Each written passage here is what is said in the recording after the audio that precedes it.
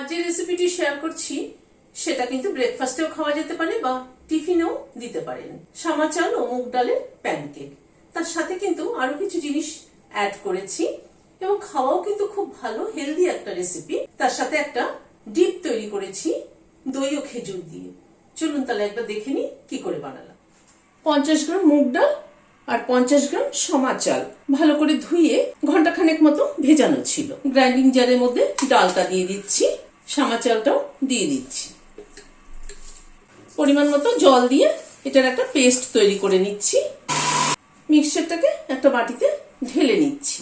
তাতে একটু আদা কুচি মেশাচ্ছি, কাঁচা লঙ্কা কুচি মেশালাম, এখানে 2টো কাঁচা লঙ্কা আছে, খানিকটা কাজু কুচি দিলাম, খানিকটা কিশমিশ কুচি দিলাম, 1 চামচ ফ্ল্যাক্সিড দিলাম।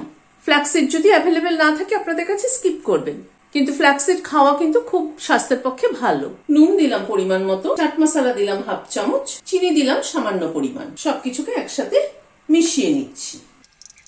চাট মশলার একটা চটপটা ভাব আছে, একটু চিনি দিলাম ব্যালেন্স করার জন্য। বেশ নোনতা মিষ্টি, মিষ্টি ঠিক না, হালকা মিষ্টি, এরকম খেতে কিন্তু খুব ভালো লাগে। জলখাবারও খেতে পারেন বা বাচ্চাদের টিফিনও কিন্তু বানিয়ে দিতে পারেন। মিশিয়ে নিলাম। প্যানে হোয়াইট অয়েল দিচ্ছি, তেলটা গরম হয়ে এসছে, খানিকটা পোর্শন তুলে দিয়ে দিলাম।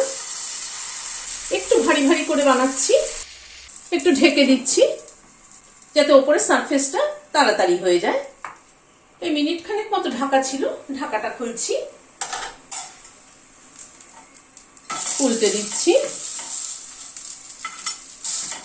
যে কোনো উপোসের দিনে বা নিরামিষের দিনেও কিন্তু এরকম বানিয়ে খেতে পারেন। ওই পিঠটাকেও চেপে চেপে ভেজে নিলাম, তুলে নিচ্ছি। প্যানকেক গুলো খাওয়ার জন্য এর সাথে একটা ডিপ বানিয়ে নিচ্ছি।